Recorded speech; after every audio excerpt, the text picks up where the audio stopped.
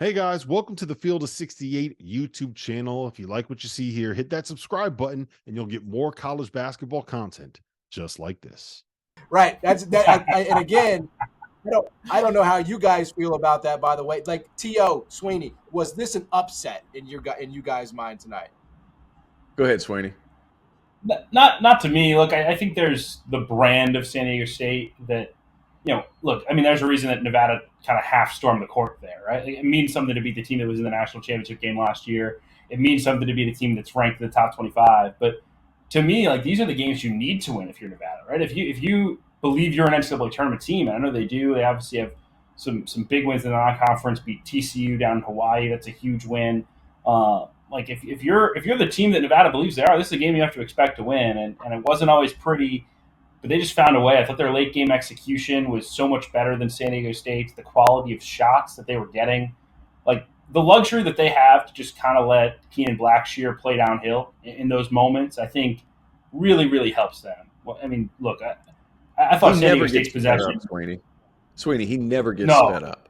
He plays at incredible pace, like very composed, gets to those mid-range shots. Like they're not the most like efficient shots on paper, but somehow I always look up and he's 8 for 15, 9 for 14, just finds ways to get to his spots and make shots. And compare that to San Diego State where it was one-legged fadeaway by Trammell and like there just wasn't a lot of direction in those late game possessions. I just didn't think they responded to playing on the road well. Nevada did what they needed to do, got a big win.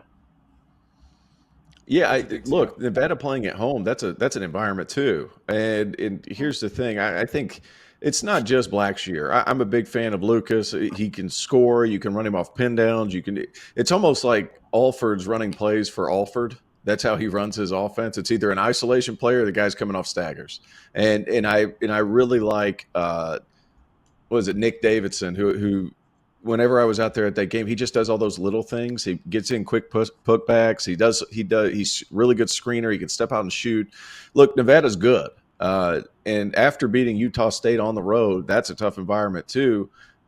They're looking more and more like a tournament team, very much playing themselves in for an at-large bid. Now, how many seeds does the Mountain West actually have? To be determined, obviously. There's still a lot to play, and you can't lose those games towards the bottom of the league, but this was impressive for Nevada. Now reeling off 3 in a row, 2 of the last 3 against top 25 teams. I mean, that's massive, and they're going to continue. If they're going to have to hit more shots, obviously, but they have enough talent on that team, and they're big and they're physical to win the majority of the rest of their games. I like this Nevada team. I think Alford's done a really nice job, and having a guy like Keenan Blackshear who never gets sped up. He's so big, he's so physical, and he's a terrific help side defender. Like every time I've watched a game of his, he's uniquely aware of where he's at on the floor. They put him on the backside away from the action. He just kind of wanders that backside. You saw his rebound at the end of the game that led to those 2 amazing made free throws with 0.3 seconds left that killed John Martin. But he just knows where to be all the time. I just want that. I just keep replaying that Patino quote, man. I just want to go outside and die of frostbite. Blackshear, best free throw shooter in the country with 0.3 seconds left. T.O., real quick, I want to get your thoughts on San Diego State because I watched them and, like, again, a lot of pieces are back. It feels like to me watching them, and maybe they should have gotten some calls tonight they didn't get, but it feels like to me watching them they're going to be very reliant on an official respecting their physicality. It didn't really feel like most of the night that happened for them. Do you agree with that sentiment? Because if you're projecting this thing out to the NCAA tournament, it feels like to me San Diego State has to get that respect on a neutral site with that whistle and get to the line. And if they don't, it's going to be very hard for them. I think they need to bring the physicality every game. I think that's going to bode well in the NCAA tournament when all the referees swallow their whistles. And I also think they should have gotten the ball to Ledee in overtime. And I can't remember who was calling that game, but he harped on it. I was like, God, we get it. He was begging.